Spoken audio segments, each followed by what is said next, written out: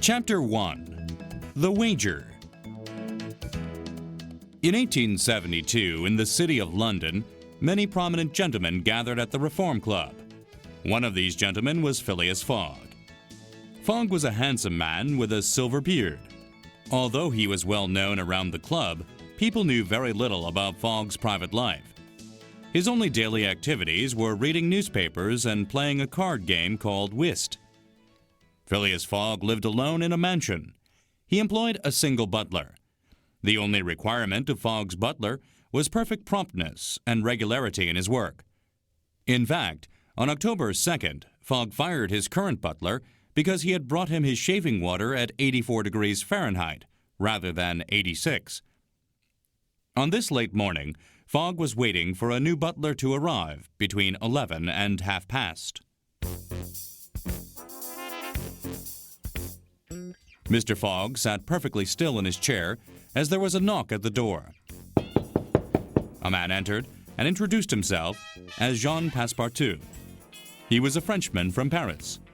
He had been a singer, a horse rider, and a tightrope walker in a circus. 5 years ago, he had come to England to seek a quiet life as a butler. "Mr. Passepartout," said Phileas Fogg, "do you know that I require my butler to always be on time?" "Yes, monsieur," Passepartout replied. "Very well, then. From this moment, you are my new butler." Then Phileas Fogg left without a word. Passepartout inspected the house. It was perfectly clean and orderly. He found a card describing his daily duties. The list explained everything he must do from the time Mr. Fogg woke up at 8 until he went to bed at midnight. Meanwhile, Fogg went to the Reform Club. After having his meals and reading several newspapers, Phileas Fogg met his usual whist partners. As they began playing, Thomas Flanagan asked, "Have you heard about the robbery?" "Yes," replied Stuart. "the bank is going to lose that money." "I disagree," replied Ralph. "Skilled detectives have been sent all around the world to catch the robber. No country is safe for him." "That's silly," said Stuart. "A man can now go around it 10 times more quickly than 100 years ago." "So you think the thief will get away just because he can circle the world in 3 months?" chided Flanagan. "In 80 days, said Fogg. "That's true," agreed John Sullivan. "It only takes 80 days now that Rothal and Allahabad in India are connected by railway." Sullivan continued. "The newspaper stated it like this. London to Suez by train and steamboat, 7 days. Suez to Bombay by steamboat, 13 days. Bombay to Calcutta by train, 3 days. Calcutta to Hong Kong by steamboat, 13 days. Hong Kong to Yokohama by steamboat, 6 days. Yokohama to San Francisco by steamboat, 22 days. San Francisco to New York by train, 7 days. New York to London by steamboat and train, 9 days. Total, 80 days. "Yes, 80 days, but that doesn't take into account bad weather, shipwrecks, and train accidents," said Stuart. "It's all included," returned Phileas Fogg, playing his hand at whist. "It's absurd. I'd be willing to wager 4,000 pounds on it," cried Stuart. "I have 20,000 in a savings account that I will wager," Fogg said calmly. Are you joking? Asked members of the group. "An Englishman does not joke about such wagers." Fogg replied, very seriously, "I will bet the 20,000 against anyone who wishes. Do you accept?" We accept," replied the group of men. "We will each contribute 4,000 pounds to match your 20,000. "Good," said Phileas Fogg. "The train leaves for Dover at 9:15. I will take it this evening." Then Fogg wrote them a check for the money. He had only wagered half of his 40,000-pound fortune because he knew that he would need the other half to complete the trip around the world. Back at home, Passepartout was studying his list of responsibilities. He was surprised when Fogg walked in at an unscheduled time. Fogg went to his bedroom and called for his butler. "Passepartout, I want you to put 2 shirts and 3 pairs of socks in a small bag for me. Do the same for yourself. We'll buy new clothes as we go. We're going to catch a train in 10 minutes. Where are we going, monsieur? Asked Passepartout. We're going around the world in 80 days. We don't have a minute to lose, replied Fogg. Passepartout didn't know what to say. He did as his master instructed. By 8 o'clock, the bags were packed. Phileas Fogg had a copy of Bradshaw's Continental Railway and Steamboat Guide under his arm. He opened one of the bags and put in a large roll of money that was enough to take them anywhere. "Take care of this bag," said Fogg. "There are 20,000 pounds in there." Passepartout almost dropped the bag when he heard how much money he was carrying. Then they took a taxi to the train station. Chapter 2. Detective Fix. A few days later, London's chief of police was sitting in his office at 9 o'clock in the evening. Suddenly, the chief was handed a telegraph that read, "Suez, Egypt to London. Rowan, Chief of Police, Scotland Yard. I've found the bank robber, Phileas Fogg. Quickly send an arrest warrant to Bombay." The telegraph was sent by a British detective named Fix. Mr. Fix had been sent to Suez to hunt for the thief. He was a small, nervous man, with bright eyes and eyebrows that were always twitching up and down. Fix had been waiting at the docks of Suez for several days. He expected the criminal to look like an honest man. In his opinion, the greatest robbers always looked like honest folks. When the Mongolia came into the port, Fix looked carefully at the face of each person getting off the ship. Suddenly, a man came up to him and asked if he knew where he could get a passport stamped. Fix looked at the passport and asked, "Is it yours?" "No, it's my master's," said the man. The picture of Phileas Fogg matched the description of the thief exactly. "Where is your master now?" asked Fix. "He's on board the Mongolia." Fix thought quickly. He knew he would have to get Fogg off the ship and keep him in Suez to catch him. "Your master will have to bring this passport to the consulate to be stamped in person." "I'll go and get him," said Passepartout. Fix quickly went to the English consul's office and said, "I believe the thief is a passenger on the Mongolia. I need to keep him here until I can get the arrest warrant from London. Can you detain him?" "No, I have no right to detain him until an arrest warrant is issued," said the consul. At that moment, Fogg and Passepartout entered the office. Fix remained unnoticed at the back of the room. Accepting Fogg's passport, the consul told him, "You know a stamp is unnecessary. No passport is required for British citizens traveling in Egypt or India." "I know," replied Fogg, "but I wish to have proof of my travels." "Very well," said the consul, and he stamped Fogg's passport. Back on the Mongolia, Fogg updated his journal. On that day, Friday, October 9th, he noted his arrival in Suez, and that he had neither gained nor lost any time.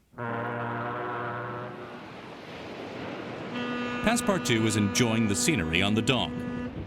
"Well, my friend," said Mr. Fix, walking up to him, "were you able to get your passport stamped all right?" "Yes, the passport is fine. replied Passepartout. But we're traveling so fast that I feel like I'm journeying through a dream." "Why are you in such a hurry?" asked Mr. Fix. "I'm not in a hurry," said Passepartout. "but my master is." "But where is your master going?" asked Fix. "Always straight ahead. He is going around the world in 80 days. exclaimed Passepartout. He says it's on a wager, but I think something else is going on." "Yes, your master sounds like quite a character. Is he rich?" "He's carrying a large amount of cash with him, and he's not afraid to spend it." All of this information only convinced Fix that Fogg was the thief.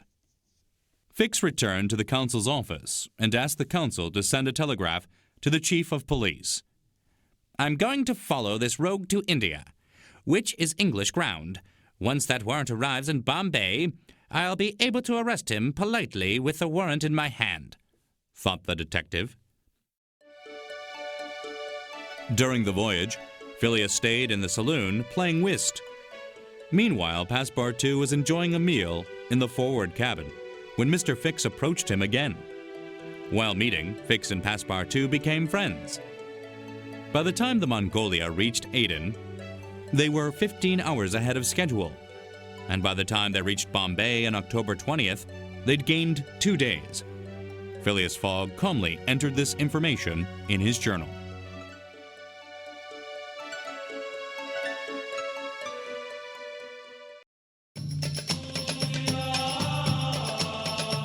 Chapter 3.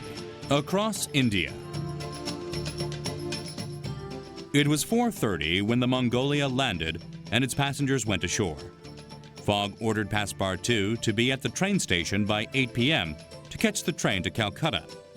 Then he went to the British consulate to get his passport stamped. Mr. Fix quickly went to the Bombay police headquarters. There he asked if his arrest warrant had arrived yet, but it hadn't arrived yet. Fix realized that he would just have to keep following Fogg and Passepartout until the warrant arrived. Passepartout decided to look around Bombay. He followed a parade that was marching through the streets. Soon after, the Frenchman entered a beautiful pagoda at the top of Malabar Hill. He didn't know Christians couldn't enter Indian temples, or that even Indians must remove their shoes before going inside. Suddenly, Passepartout was knocked to the floor.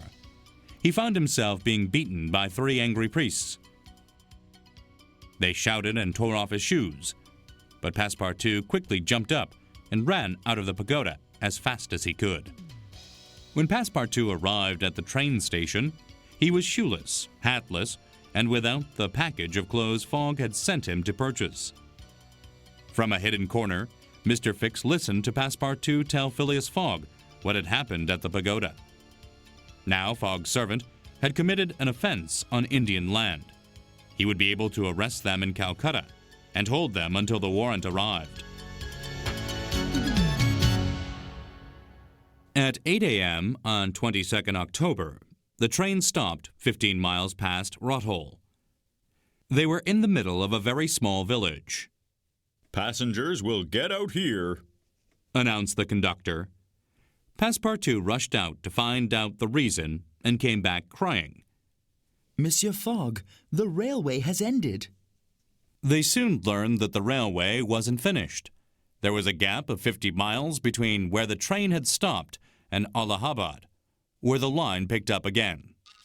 By this time, the other passengers were beginning to leave for Allahabad by wagon, horse, and mule. Fogg also searched the village for transport, but found nothing. Passepartout had more luck, announcing, "I think I found a way to get to Allahabad. There's an elephant that belongs to an Indian near here." The elephant's name was Keone. Mr. Fogg decided he would rent it. Fogg made several generous offers, but the owner refused them all. Then he offered to buy the animal for £2,000. It was too much money for the man to refuse. Fogg then hired a local Parsi man to guide them and the elephant to Allahabad. This part of India was not under British control.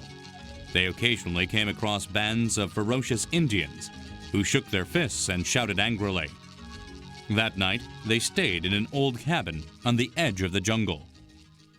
At 6 the next morning, they resumed their journey.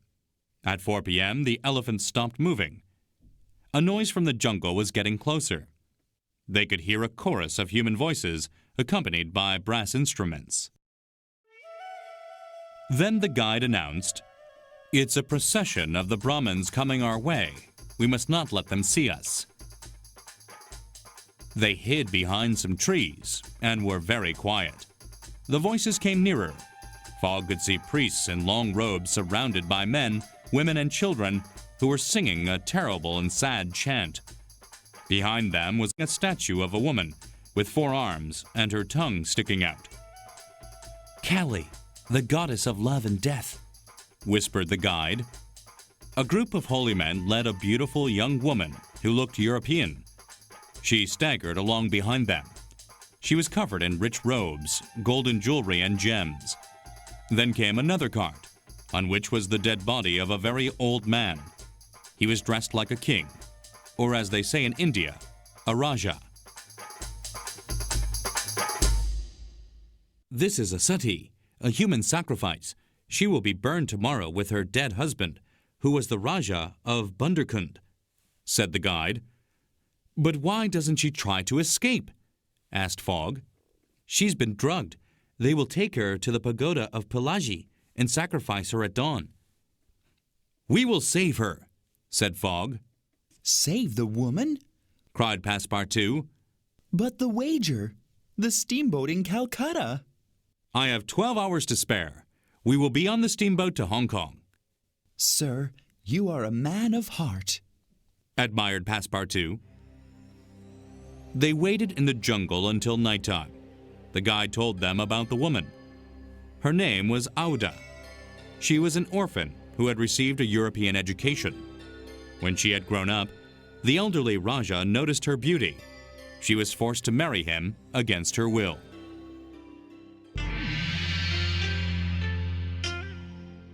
When dawn came, the Brahmins gathered around the pyre. Fogg and the guide walked up behind the group.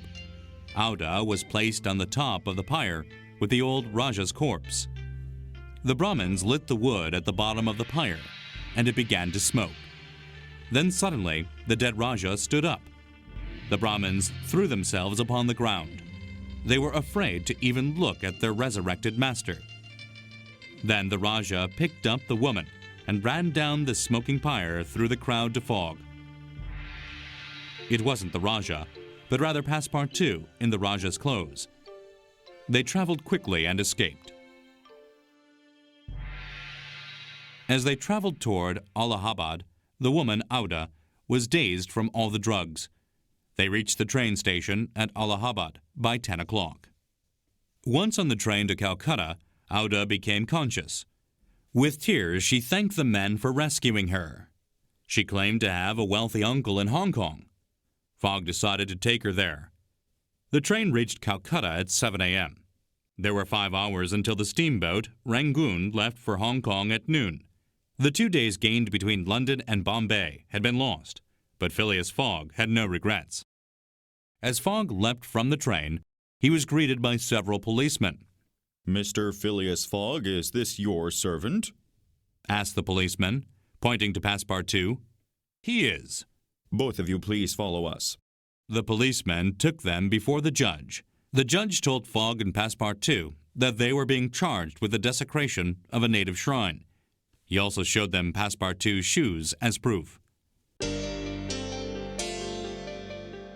Fix had used Passepartout's misunderstanding at the pagoda in Bombay as a way to keep Fogg in Calcutta.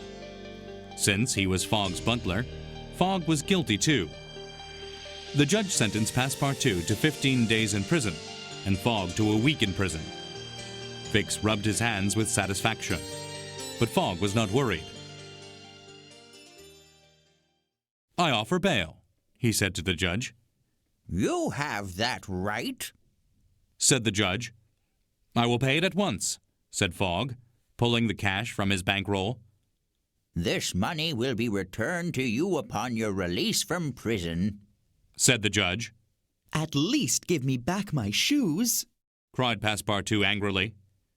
Mr. Fix followed them and observed them boarding the steamboat Rangoon.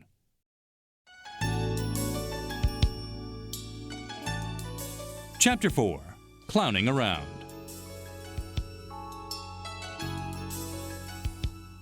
The trip from Calcutta to Hong Kong would take them 10 to 12 days. Auda soon became familiar with her protectors and expressed her gratitude for being rescued over and over again. The weather on the final days of the voyage became very bad. The boat moved so slowly that it would reach Hong Kong 20 hours behind schedule. But Phileas Fogg never worried. On the morning of the 6th, land was sighted. Fogg was more than 24 hours behind. The steamboat for Yokohama would be missed. But the captain had some good news for them. "The Carnatic had a broken boiler and could not leave yesterday," said he. "She'll sail for Yokohama tomorrow at high tide." By 1 p.m., the passengers of the Rangoon went ashore. Fogg went to search for Auda's uncle, who was a wealthy merchant. He learned that her uncle had made a huge fortune and retired to Holland 2 years ago. Auda was disappointed when she heard the news. What shall I do now? She asked. "You'll come around the world and back to Europe with us. Then I can take you to Holland," replied Fogg. Fogg sent Passepartout to the Carnatic to buy 3 tickets to Yokohama. Inside the ship's office, he learned that the repairs to the Carnatic had been completed ahead of schedule. The ship would be leaving that evening instead of the following morning. That's good news for my master, said Passepartout. Passepartout met Mr. Fix in front of the Carnatic. Fix invited him to a tavern for a drink.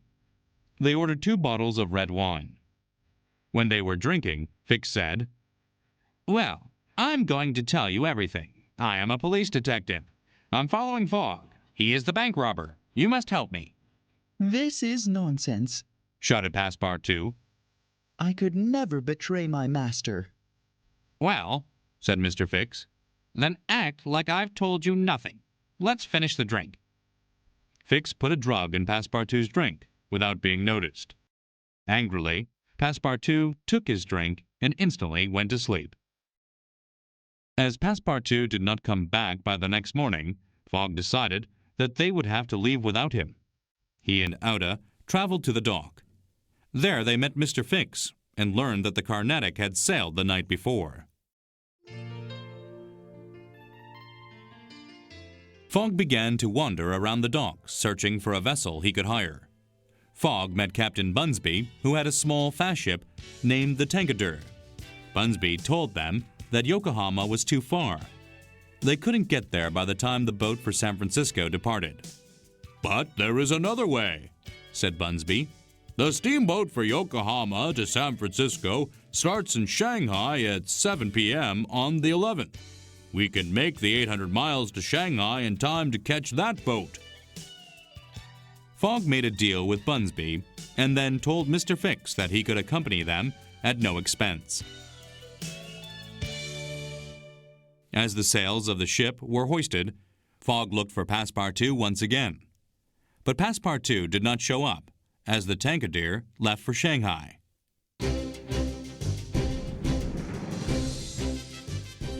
By 7 p.m. on the evening of the 11th, they were only 3 miles outside of Shanghai harbor. As they neared the port, they saw black smoke rising up from a steamer. It was the American steamer leaving Shanghai for San Francisco. "Signal her," Phileas Fogg said quietly. The captain raised a signal flag and fired a little cannon. Meanwhile, Passepartout rushed to the Carnatic, which was just about to leave after he awoke. He searched the ship for Phileas Fogg and Auda, but failed to find them. He knew he would have nothing once he reached Japan. At dawn on the 13th of November, the Carnatic entered the port of Yokohama. Passepartout went ashore, feeling worried about how he would survive. Passepartout knew he needed to find a way to make money and get out of Japan. After walking around for 2 days, he saw a clown holding a sign written in English. The sign read, "Great attraction, the Long Noses, acrobatic Japanese troupe, the Honorable William Batukar, proprietor. Last presentations, prior to their departure for the United States." The United States? Thought Passepartout. That's where I want to go. He followed the clown. At a large arena, he met William Batukar. After a short interview, Batukar decided to use him as a clown. Passepartout's first performance with the Long Noses was at 3 p.m. The arena was quickly filled with people from Europe, China, and Japan. During the performance, the long noses formed a human pyramid that reached all the way to the ceiling. As the pyramid reached the ceiling, Passepartout saw two familiar faces in the audience. There were Phileas Fogg and Auda. Master! Master! Passepartout cried. He crawled out from under the base of the pyramid. The human pyramid collapsed. Long-nosed clowns fell everywhere. Passepartout, is that you? Asked Fogg. It is me, monsieur. Very well, then. Let's go to the steamer. Mr. Batulcar was furious. He demanded payment for the breakage of his human pyramid. Fogg handed him some money. Then they boarded the American steamboat, the General Grant. Passepartout was still wearing wings and a long nose. Passepartout told his master what had happened in Hong Kong, but he didn't mention that Mr. Fix had tricked him. He felt that the time was not right for that revelation. Auda soon found her feelings toward Fogg deepening. Passepartout also made the happy discovery. Mr. Fix was still in pursuit of Phileas Fogg. He remained concealed to avoid Passepartout's anger. But Passepartout and Fix met on the deck. When Passepartout saw Fix, he grabbed him by the throat and punched him in the face. Fix brushed himself off and said, "I still think he's the bank robber, but I want him back in England, where his crime can be proven in a court of law." 22 days later, the General Grant entered San Francisco Bay. Phileas Fogg had neither gained nor lost a single day. Chapter 5. Across America. Phileas Fogg and the others arrived in America at 7 a.m. Before they got on the train, Passepartout asked if they should buy some guns. He felt they might need protection while crossing America. The American railway traveled between the east and west coasts. The train track that stretched between Omaha and San Francisco included dangers such as wild beasts, wearing Native Americans, and angry Mormons. The train left Oakland at 6 p.m. Passepartout found himself seated next to Mr. Fix, but he refused to speak to the detective. After breakfast the next morning, Fogg and his companions watched herds of buffaloes crossing the valley like brown waves. Thousands of the huge beasts passed back and forth over the train track. The train waited for 3 hours until the creatures left. 3 days later, as the train passed through the Wyoming Territory, they suddenly heard savage cries. The train was under attack by wild Sioux natives. 100 of them with guns had jumped on the moving train and attacked the passengers. The passengers carried pistols and shot at the Indians. In the front of the train, in the engine room, the engineer and the coal stoker were dead from Sioux rifles. The Sioux chief wanted to stop the train, but couldn't control it. He opened the steam valve and sent the train speeding forward as fast as it could go. At the same time, Sioux warriors attacked every car, jumping from roof to roof. Fogg and the conductor found themselves fighting next to each other. When the conductor was shot and fell down, he said, "Unless this train is stopped in 5 minutes, we're going to crash and die." Passepartout heard this and slipped through a door. He crawled along under the car. Holding on to the chains, he detached the engine from the train cars. The cars were left behind while the engine sped forward. The train cars continued to roll for a few minutes and then stopped. They were 100 feet from Kearny Station. When the Sioux fighters saw the soldiers coming up, they left immediately. The passengers were counted. None were dead, but 3 were missing, including Passepartout. Many of the passengers were badly wounded. Quietly, Fogg said, "Living or dead, I'll find him." The captain of the soldiers said, "Sir, you shall not go alone. You can take 30 of my men." Auda waited nervously. At 7 a.m. the next morning, even the captain was worried. He considered whether he should send another group to rescue the first. Then they heard gunshots. A mile in the distance, they could see Mr. Fogg marching with the group of soldiers, as well as Passepartout and the other 2 passengers. The soldiers welcomed them back with joyful cries. The train! Where is the train? Cried Passepartout. It's gone, replied Fix. Phileas Fogg was running 20 hours behind. They were stuck in Fort Kearny, 200 miles from Omaha, and the train to New York. Then Mr. Fix proposed a solution. A gentleman I met last night has offered to take us to Omaha on a sled with sails. Fogg and his companions went to a man named Mudge. Fogg looked at a large metal sled on 2 skis that had 2 sails. There was enough room for 5 or 6 passengers to sit. By 8 a.m., the sled was ready, and the passengers sat down. The 2 great sails were hoisted, and the sled caught the wind. It began to slide over the hardened snow at 40 miles per hour. Luckily, the wind stayed strong. By noon, they crossed the Platte River, and less than an hour later, they stood at the train station in Omaha, Nebraska. Fogg rewarded Mudge and shook his hand. Within minutes, they were on a train bound for New York. They arrived in New York by 11:15 p.m. on the 11th. But the steamer, the China, had left for Liverpool just 45 minutes before they had arrived. Chapter 6. On the Way Home. The next morning, Fogg went down to the docks to find a ship to hire privately. He saw a mid-sized ship that was puffing steam, a sign that it was ready to leave. Fogg boarded the Henrietta and met the captain, a tough-looking man named Andrew Speedy. Speedy was not going to Liverpool, but rather Bordeaux, France. So Fogg paid the captain £2,000 for each passenger to travel with him to Liverpool. By noon the next day, Captain Speedy was no longer in control of the ship anymore. He was locked in his cabin like a prisoner. Speedy tried to cheat them and go to Bordeaux, his original destination.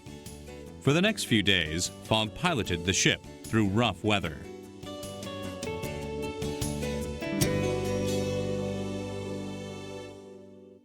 The ship's engineer came to speak with Mr. Fogg. Passepartout listened to their conversation. He was terrified to hear that the ship had burned up all of its coal and did not have enough to reach Liverpool. Phileas Fogg told Passepartout to let Captain Speedy out of his cabin. "I want you to sell me your ship," Fogg said to the captain seriously. "I'm going to burn her for fuel." Fogg pulled a roll of American dollars out of his pocket.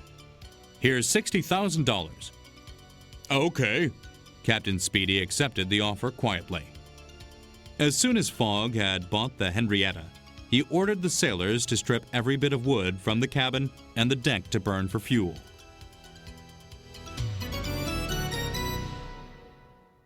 By the 20th, the Henrietta was now only a flat platform of iron. Fogg had only 24 hours to reach London. By docking at Queenstown, they could take a train to Dublin and then a fast boat to Liverpool, thereby gaining a few hours. 20 minutes before noon on December 21st, Fogg and his companions went ashore at Liverpool dock. They were only 6 hours away from London. Suddenly, Fogg felt a hand on his shoulder. It was Mr. Fix. "Phileas Fogg, I arrest you in the Queen's name," said Mr. Fix. Phileas Fogg was put in prison. He sat in the cell with his eyes on his watch, silently hoping for a chance to get to London. In his journal, he wrote the words, "December 21st, Saturday, Liverpool, 80th day, 11:40 a.m." Then he waited. Then, at 33 minutes past 2, Fogg heard the door of his cell open. Mr. Fix entered. He was out of breath.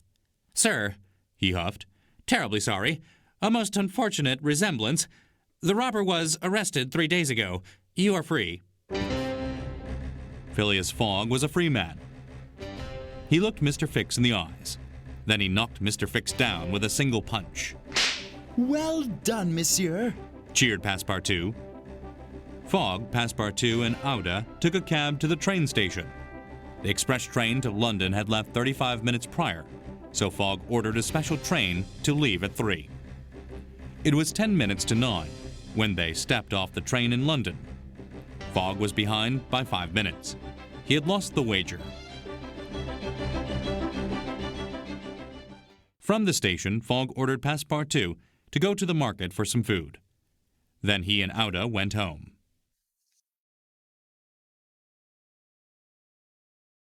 The next evening, Fogg had a private conversation with Auda.